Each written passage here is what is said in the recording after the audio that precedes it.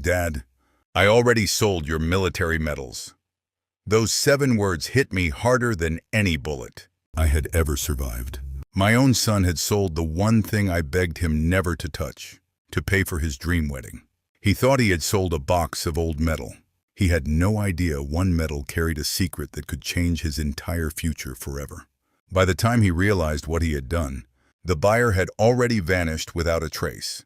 My name is John Carter. I am 71 years old, and I spent 45 years serving my country. Those medals were not decorations. Every one of them carried the memory of a sacrifice, a promise, or a man who never came home. My late wife treated them like family treasures because she knew what each one meant to me. After she passed away, I locked them inside a glass cabinet and made my son promise he would never sell them, no matter how difficult life became. 3 weeks before his wedding, he came to me saying the ceremony was becoming too expensive. I offered him nearly all of my retirement savings without hesitation. I even told him I could postpone my own medical treatment if it helped him start his new life. I asked for only one thing in return. Please, never touch my medals. He looked me in the eyes, hugged me, and promised he never would. I believed him because he was my son. The next afternoon, after visiting my wife's grave, I walked into my house and immediately noticed the empty cabinet. Every medal was gone. My phone rang before I could even understand what had happened. It was my son. The first words out of his mouth were, "Dad, I already sold your military medals." Then he laughed and said, "Don't worry. You'll thank me after the wedding." My heart stopped, because he had just sold something that was never supposed to leave our family. I did not waste another second.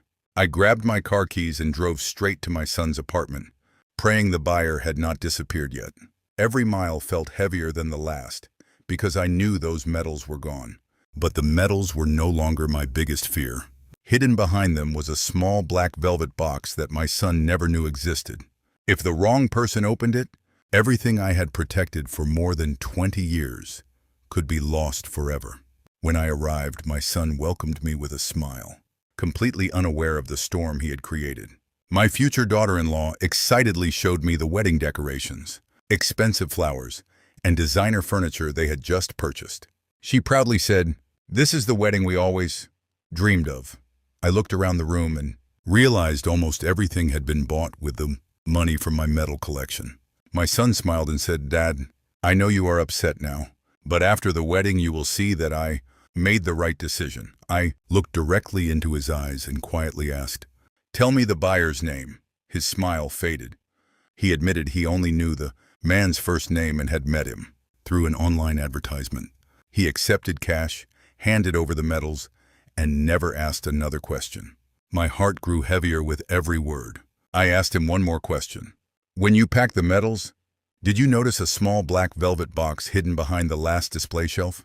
He stared at me with confusion. "What box?" he asked. The room suddenly became silent. I closed my eyes for a moment because I realized he had sold something without even knowing it was there. My late wife knew the box existed, but even she never asked to open it. We had both agreed it would remain hidden until the right time. My son stepped closer and asked, "Dad, what was inside that box?" I took a deep breath before answering. "Something that was never meant to be sold, and something worth far more than every medal you gave away." For the first time since I arrived, the confidence disappeared from his face. He finally understood this was no longer about old military medals. It was about a secret that had just fallen into the hands of a complete stranger. My son stood frozen, staring at me as if he was seeing me for the first time. The excitement about his wedding disappeared from his face. He quietly asked, "Dad, what was inside that box?" I looked at him for several seconds before answering. "A promise I made more than 20 years ago." He frowned, expecting me to explain everything, but I shook my head. "First, you need to tell me exactly where you met that buyer." He opened his phone and searched through his messages. His hands were shaking now. After a few moments, he looked at me with fear in his eyes. "The account is gone," he whispered. "The conversation has been deleted." My heart sank. The buyer had disappeared only hours after collecting the medals. I asked if he had a receipt, a phone number, or even a picture of the man. He slowly shook his head. He had accepted the cash without asking any questions, because he thought he had made a good deal. My future daughter-in-law finally realized something serious was happening. She asked why one small box mattered so much.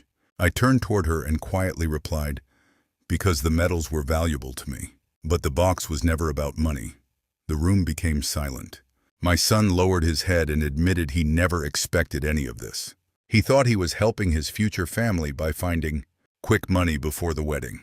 He said he planned to surprise me after the ceremony by buying a new display cabinet. He still did not understand that memories can never be replaced. I walked toward the window, trying to control my emotions. Then I reached into my wallet and removed an old photograph. It showed me standing beside another soldier many years earlier. I handed the picture to my son and pointed at the man beside me. Everything inside that box belonged to him before it belonged to me. My son looked at the photograph, then back at me. "Who is he?" he asked. I took a slow breath and answered, "He was the man who saved my life. And before he died, he trusted me with a secret that nobody else was ever supposed to find." My son held the old photograph in his hands, unable to take his eyes off the soldier standing beside me.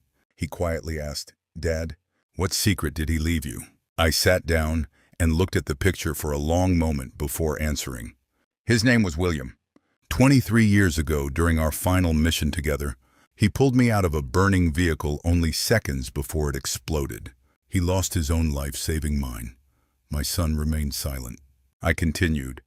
A few hours before that mission, William handed me a small black velvet box and made me promise that if anything happened to him, I would keep it safe until the right person came to claim it. I never broke that promise. My future daughter-in-law slowly sat beside my son, listening without saying a word. I explained that I had hidden the box behind my medals, because nobody would ever think to look there. Even after I retired, I checked that box every year to make sure it was still safe. My son lowered his head and whispered, "I thought I was only selling old medals." I nodded, but my heart was still heavy. "That is why I begged you not to touch them." He suddenly stood up and grabbed his car keys. "We can still find him," he said. "We will search every pawn shop, every collector, every auction house if we have to." For the first time that day, I saw genuine regret in his eyes. We spent the next several hours driving across the city, asking everyone we could find if they had seen the buyer. Nobody recognized the description. Nobody had a record of the sale. As the sun began to set, my phone rang from an unknown number. I answered immediately. A calm voice said only one sentence before hanging up. "If you ever want to see that black box again, come alone tomorrow morning." I listened to the caller for only a few seconds, but every word stayed in my mind long after the line went dead. My son immediately asked who had called. I looked at him and quietly replied, "The man who bought my medals." His face turned completely pale. He asked what the man wanted, but I repeated the only sentence I had heard. "If you ever want to see that black box again, come alone tomorrow morning." My future daughter-in-law insisted we should call the police immediately, but I slowly shook my head. The man knew about the box. That meant he had already opened the package and discovered something hidden inside. If he felt threatened, there was no telling what he might do with it. That night I barely slept. I kept thinking about William and the promise I had made beside his hospital bed more than 20 years earlier. He had looked at me and said, "John, one day the right person will come looking for this. Until then, trust nobody." I had kept that promise for decades. Now, because of one careless decision, everything was in danger. Early the next morning, before the sun came up, I quietly left the house without telling my son. The caller had been clear. I had to come alone. The address led me to an old warehouse on the edge of town. The parking lot was empty except for a black pickup truck. As I stepped inside, I saw my medal collection sitting neatly on a wooden table. Every medal was there, but the small black velvet box was missing. A man stepped out of the shadows and calmly smiled at me. "John Carter," he said, "I have been looking for you for a very long time." Then he reached into his coat pocket, pulled out the black velvet box, and asked a question that made my blood run cold. "Before I hand this back, tell me why William trusted you instead of me." For a moment I could not speak. The stranger knew William's name. yet I had never mentioned it to anyone outside my family. I looked at the black velvet box in his hand and realized this meeting had never been about my medals.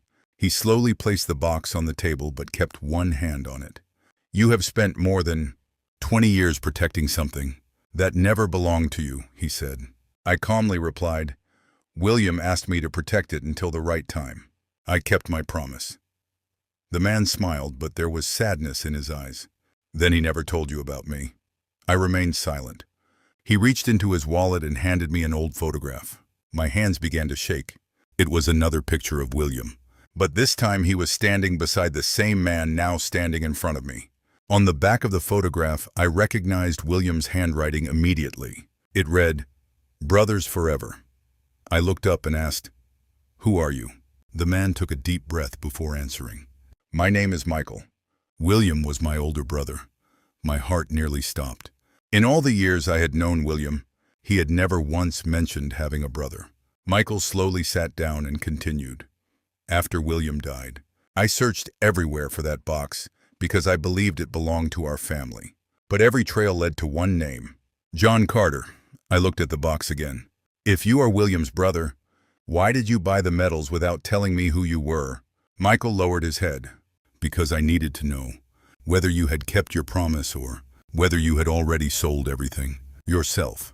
His answer surprised me, but before I could respond, he carefully opened the black velvet box. Inside was not money, gold, or jewelry.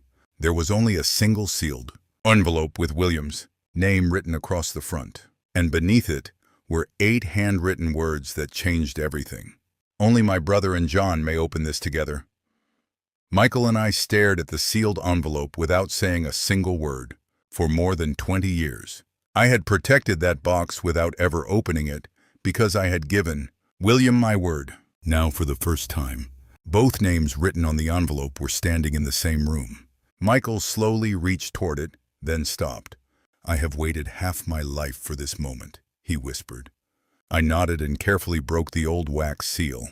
Inside was a handwritten letter, several faded documents, and a small brass key wrapped in a piece of cloth. William's letter began with words that immediately filled the room with silence. "If both of you are reading this, then my final wish has finally come." True, Michael's hands were trembling as I continued reading aloud. William explained that years before his death, he had hidden something that could destroy a powerful man who had betrayed both his family and his military unit. He did not trust the authorities at the time, so he divided the truth into 2 parts. One part remained inside the envelope. The other could only be reached with the small brass key. William wrote that he trusted me to protect the key and trusted his brother to decide when the truth should finally be revealed. Michael looked at me with tears in his eyes. "My brother spent years trying to expose that man," he said quietly. I unfolded the remaining document and noticed an address written at the bottom of the page. It pointed to an old storage unit on the other side of the city. Beneath the address, William had written one final warning in large letters. "Do not go there unless you are prepared to lose everything you believe is true." I folded the letter and looked at Michael. Without saying another word, we both knew exactly where we had to go next. By sunrise, Michael and I were standing outside the old storage facility with William's brass key in my hand. The building looked abandoned. Rust covered the gates, broken windows lined the walls, and weeds had grown through the cracked pavement. It was hard to believe William had trusted this forgotten place with a secret for more than 20 years. Before unlocking the unit, I read the last line of his letter one more time. "Once this door is opened, there is no turning back." Michael looked at me and quietly said, "Whatever is inside." My brother wanted us to face it together. I inserted the key into the old lock. It turned on the first attempt. As the metal door slowly rolled upward, dust filled the air. Inside, there were only a wooden desk, a steel filing cabinet, and several sealed boxes. It looked nothing like the treasure my son had imagined. I walked to the desk and found another envelope with my name written in William's handwriting. My hands shook as I opened it. The letter explained that everything inside the storage unit was evidence collected over many years against a decorated military officer who had secretly stolen money meant for the families of fallen soldiers. William had discovered the fraud shortly before his death, but he knew exposing it alone would put innocent people in danger. That was why he hid the evidence instead of giving it to the wrong people. Michael slowly opened one of the sealed boxes. Inside were financial records, photographs, military files, and signed documents. The evidence was overwhelming. My heart became heavy as I realized William had carried this burden alone. Then I noticed something else lying beneath the documents. It was a recent newspaper clipping dated only 3 months earlier. Someone had been inside this storage unit not long ago. Across the front of the article, one name was circled in red ink, and it was a name I knew better than almost anyone. By sunrise, Michael and I were standing outside the old storage facility with William's brass key in my hand. The building looked abandoned. Rust covered the gates, broken windows lined the walls, and weeds had grown through the cracked pavement.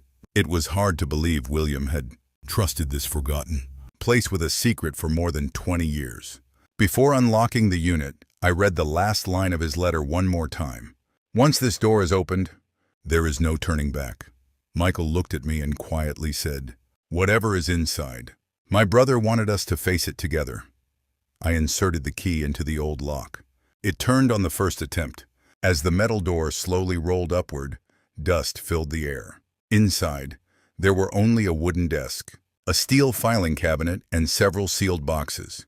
It looked nothing like the treasure my son had imagined. I walked to the desk and found another envelope with my name written in William's handwriting. My hands shook as I opened it. The letter explained that everything inside the storage unit was evidence collected over many years against a decorated military officer who had secretly stolen money meant for the families of fallen soldiers. William had discovered the fraud shortly before his death, but he knew exposing it alone would put innocent people in danger. That was why he hid the evidence instead of giving it to the wrong people. Michael slowly opened one of the sealed boxes. Inside were financial records, photographs, military files, and signed documents. The evidence was overwhelming. My heart became heavy as I realized William had carried this burden alone. Then I noticed something else lying beneath the documents.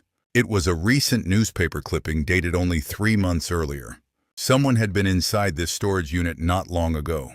Across the front of the article, one name was circled in red ink, and it was a name I knew better than almost anyone. I picked up the newspaper clipping with trembling hands. The name circled in red ink was not a stranger. It belonged to General Richard Hayes, the same officer who had presented me with my highest military medal years earlier. I could hardly believe what I was seeing. To the world, he was a respected war hero. His face appeared in documentaries, newspapers, and charity events honoring veterans. Yet William's letter claimed he had secretly stolen millions of dollars meant for the families of soldiers who never returned home. Michael quietly said, "My brother tried to expose him, but nobody believed him." I searched through the filing cabinet and found dozens of official documents, bank records, photographs, and handwritten notes. Every page connected General Hayes to the missing military fund. The deeper we looked, the clearer the truth became. William had not died chasing a rumor. He had died protecting evidence. Then I noticed something that made my stomach tighten. One of the folders contained my own name. I slowly opened it. Inside were copies of my military reports, photographs of my family, and records showing that someone had been watching me for years. William had written a short note across the first page. "John, if you are reading this, then they probably watched you because of me. I am sorry." My hands began to shake. My wife had often told me she felt someone was following us after I retired, but I always dismissed her fears. Now I realized she had been telling the truth. Michael suddenly looked toward the storage unit door. "Did you hear that?" he whispered. Heavy footsteps echoed outside. We quickly turned off the flashlight and stood completely still. A shadow slowly appeared beneath the door. Then someone tried the handle from the outside. Whoever had come knew this storage unit was no longer empty, and they were not leaving until they found what William had hidden. The handle moved again, this time more violently. Michael signaled for me to stay quiet. As we listened to the footsteps outside the storage unit, whoever was standing there did not leave. Instead, another shadow appeared beneath the door, then another. We were no longer dealing with one person. Someone had brought a team. My heart pounded as I carefully gathered William's letters, the financial records, and the photographs into a small bag. If those documents disappeared, 20 years of sacrifice would disappear with them. Suddenly, a loud voice came from outside. "John Carter, we know you are in there. Open the door, and nobody gets hurt." The moment I heard my name, I realized this was never a coincidence. They had been following us since we left the warehouse. Michael quietly whispered, "There is another exit." He pointed toward a narrow metal door at the back of the unit hidden behind several old shelves. We quickly pushed the shelves aside and found a rusted lock. William had mentioned nothing about a second exit, but we had no choice. Michael forced the lock open just as someone slammed against the front door. The entire storage unit shook. We slipped through the narrow passage and entered a dark hallway that led outside the building.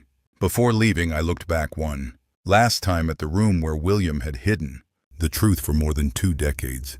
Then I closed the door behind us. We had barely reached the parking lot when the front entrance burst open.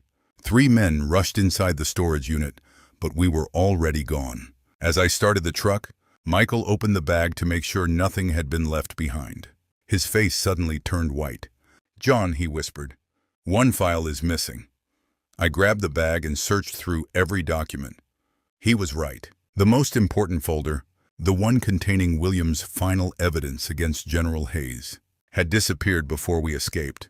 The moment Michael told me the most important file was missing, I slammed on the brakes. My mind raced through every second we had spent inside the storage unit. I was certain I had packed every document before we escaped. That meant only one thing. Someone had taken the file before we even arrived.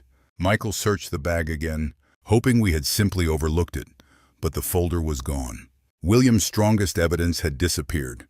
For a few minutes, neither of us spoke.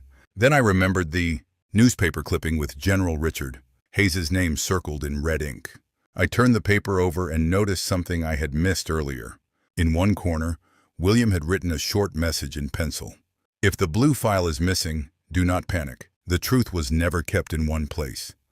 My heartbeat slowed. William had expected someone to find the storage unit. He had prepared for that possibility years before it happened. Michael carefully unfolded another page from the envelope. A rough hand-drawn map appeared. It showed an old lakeside cabin nearly 200 miles away. At the bottom of the map, William had written, "Only go here after the storage unit has been discovered." I looked at Michael and quietly smiled. For the first time since this nightmare began, William had stayed one step ahead of everyone. Just as we started the truck again, my phone began to ring. The screen showed my son's name. His voice was shaking so badly that I could barely understand him. "Dad, please come home right now." I asked what had happened. He took a deep breath before answering. "Someone broke into my house. They did not steal the wedding money. They did not take the jewelry. They only searched my bedroom. And they kept asking where you were." My hands tightened around the steering wheel. Whoever was hunting William's secret had now come after my family. The fear in my son's voice told me this was no longer only my fight. Whoever had broken into his house knew exactly where to look. And they knew my family was connected to William's secret. I told my son to lock every door, stay inside, and call the police immediately. He asked if he was responsible for everything that had happened. I closed my eyes for a moment before answering. "You made a mistake, but this began long before you sold my metals." Michael and I turned the truck around and drove back toward the city. Neither of us spoke during the journey. We both knew the people chasing us were becoming desperate. When we reached my son's house, police officers were already outside taking photographs and questioning the neighbors. The front door had been forced open, but nothing valuable had been stolen. My future daughter-in-law pointed toward the upstairs bedroom. Every drawer had been emptied onto the floor. Family photographs had been ripped from their frames, and closets had been searched from top to bottom. The officers said the intruders behaved as if they were looking for one specific item instead of money. My son walked over to me with tears in his eyes. "Dad, I finally understand," he whispered. "This was never about your medals." I placed my hand on his shoulder. "No," I replied.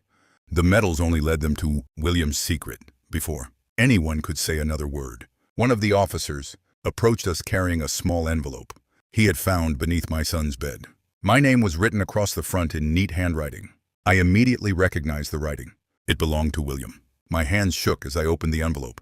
Inside was a single sheet of paper containing only one sentence. John, if they have reached your family, it means the final chapter has already begun. I read William's message several times, hoping there was something else hidden inside the envelope. There was nothing, just one sentence, and somehow it told me everything I needed to know. William had planned for this day many years before it happened. He knew that if his enemies ever reached my family, there would be no more time to hide. Michael quietly asked if William had ever mentioned a final chapter. I slowly nodded. Only once, I replied. He told me that if the truth ever became dangerous enough to reach innocent people, I had one final responsibility. The police finished collecting evidence, but I did not tell them everything. Without the complete story, William's documents would only create more confusion. After the officers left, Michael unfolded the hand-drawn map again. My eyes stopped on a small mark near the old lakeside cabin. I had ignored it before, thinking it was only a stain on the paper. Under the light, I realized it was another symbol. I turned the map over and discovered a hidden message written in faded ink. The key does not open the cabin. It opens what is buried beneath it. My son looked at me in disbelief. There is something buried there? I quietly replied. That is what William wanted us to find. Before sunrise the next morning, the four of us left for the cabin together.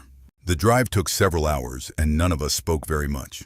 As we finally reached the property, I noticed fresh tire tracks leading through the mud. Someone had arrived before us. The cabin door was hanging open, and the silence around the place felt wrong. Michael slowly stepped inside while I followed close behind. The rooms were completely empty. Then my son called out from the backyard. We ran outside and froze. The ground behind the cabin had already been dug up, and the wooden chest William had hidden there was gone. For several seconds, nobody spoke. I stared at the empty hole behind the cabin, wondering if we had arrived too late. The wooden chest William had hidden for more than 20 years was gone. My son fell to his knees and blamed himself for everything that had happened. I placed my hand on his shoulder and told him this was exactly what our enemies wanted. They wanted us to lose hope. Michael slowly climbed into the empty hole and began searching through the loose dirt. After a few moments, he held up a small glass bottle sealed with wax. Inside was a tightly folded piece of paper. My hands trembled as I opened it. It was another message from William. If the chest is gone, then they have taken the bait. The real truth was never inside the chest. I looked at Michael, and for the first time we both smiled. William had fooled them. The chest had only been a distraction. At the bottom of the note was one final instruction. Return to the place where our journey began. The answer has been with you from the beginning. My mind raced as I tried to understand his words. Then I looked down at the medal still hanging around my neck. It was the only medal my son had not sold, because I had been wearing it the day he emptied the cabinet. My heartbeat quickened. I carefully removed the medal and turned it over. On the back, I noticed a tiny scratch that I had never paid attention to before. Using the brass key, I pressed against the mark. A hidden compartment quietly opened inside the medal. Folded within it was a tiny strip of paper containing a bank vault, number and one final sentence, written in William's handwriting. This is where the truth has always been waiting. The next morning, Michael, my son, and I walked into the bank, carrying the medal that had stayed around my neck for more than 20 years. The manager unlocked the private vault after verifying the documents William had prepared long ago. Inside was a single metal box. There was no gold, no cash, and no fortune waiting for us.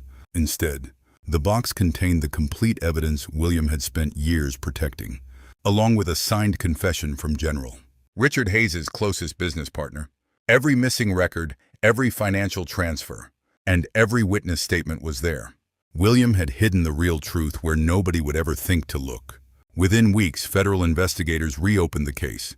General Hayes was arrested, and the money stolen from the families of fallen soldiers was finally recovered. Those families received the justice William had sacrificed his life to protect. Standing outside the courthouse, my son quietly apologized. Tears filled his eyes as he admitted that he had valued money more than memories. I embraced him and told him that trust, once broken, takes time to rebuild. but it can begin with one honest choice.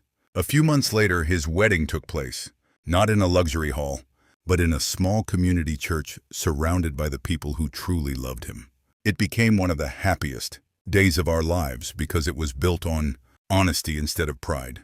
Before leaving the church, I placed William's photograph beside my wife's picture and whispered, "I kept my promise." Looking back now, I realize my son did not only lose a collection of medals that day. He found something far more valuable. He learned that the greatest inheritance a parent can leave behind is never money, land, or possessions. It is honor, truth, and the courage to do what is right, even when the cost is everything. 6 months passed, but not a single day went by without me thinking about everything that had happened. The medals were returned to me after the investigation ended, but they no longer sat behind locked glass. Instead, I placed them where my grandchildren could see them whenever they visited. I wanted them to understand that those medals were never symbols of war. They were reminders of loyalty, sacrifice, and promises that must never be broken. My son visited every weekend. He no longer came to ask for money or advice about business. He came to spend time with me. Sometimes we would sit quietly on the porch for hours without saying much. That silence meant more than 1,000 apologies. One afternoon, he handed me a small wooden box. Inside was a brand new nameplate for my medal display. It read, "John Carter and William Brooks, brothers by choice, heroes by honor." I looked at my son and smiled. For the first time in many years, I saw not the careless young man who had sold my memories, but a husband, a father, and a man who had finally learned the value of trust. Before leaving, he quietly said, "Dad, one day I will tell my children this story exactly as it happened, because I never want them to repeat my mistake." As I watched him drive away, I looked at William's photograph and my late wife's picture resting side by side. I realized the greatest victory was never exposing a criminal or recovering the truth. It was bringing my family back together. And if my story teaches anything, I hope it reminds people that the things we protect with love are often worth far more than the things we can ever buy with money.